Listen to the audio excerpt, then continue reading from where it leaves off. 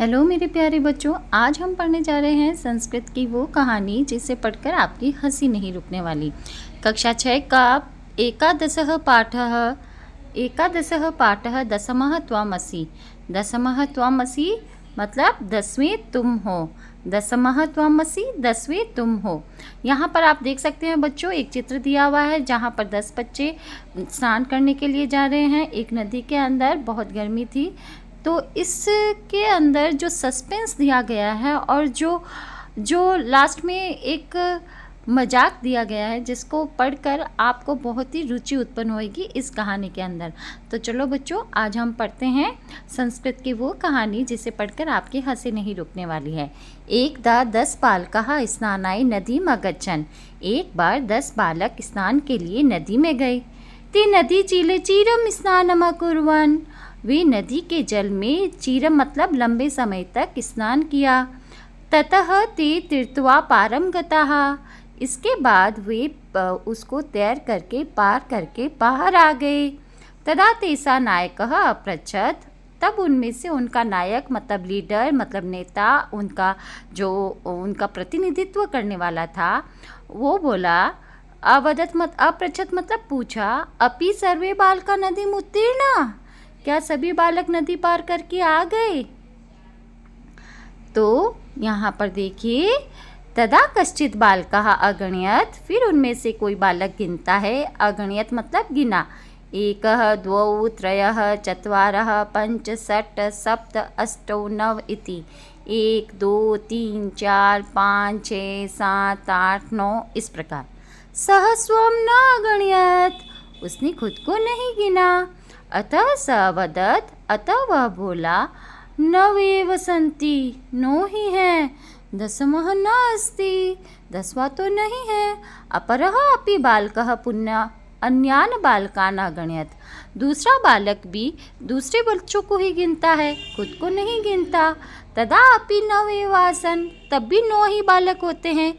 अतः ते निश्चयम् अकुर्वन् यत् दशमः नद्यां मग्नः। अतः वे निश्चय करते हैं कि 10वां तो नदी में डूब गया है। मग्नः मतलब डूब गया। ते दुखिता तुष्णीम् अतिष्ठन्। वे दुखी हुए हुए, तुष्णी मतलब चुपचाप, अतिष्ठन् मतलब खड़े हो गए। तो इस प्रकार से उन्होंने सोचा कि 10वां तो नदी में गिर गया। जो गिनने वाले बच्चे थे वो सब दूसरों को गिन रहे थे, खुद को नहीं गिन रहे थे। तो इस प्रकार से देखो, फिर तदा कश्चित् पथिकः तत्र आगच्छत्। तब वहाँ पर कोई पथिकः मतलब राहगीर, कोई चलता हुआ राही, कोई यात्री, तत्र आगच्छत् वहाँ पर आया। सः तान् बालकान् दुखितान् दृष्ट्वा अपृच्छत्। वह उन बालकों को दुखी देखकर बोला, बालकाः, हे बालकों, युष्माकं दुःखस्य कारणं किम्? तुम सबके दुख का कारण क्या है? बालका नाम नायकः अकथयत्। बालकों का नायक बोला, वयं 10 बालकाः स्नातुम् आगता। हम 10 बालक स्नान के लिए आए। इदानीं नवेव स्मः। अब हम 9 ही हैं। एकः नद्यां मग्नः इति। एक नदी में डूब गया, ऐसा।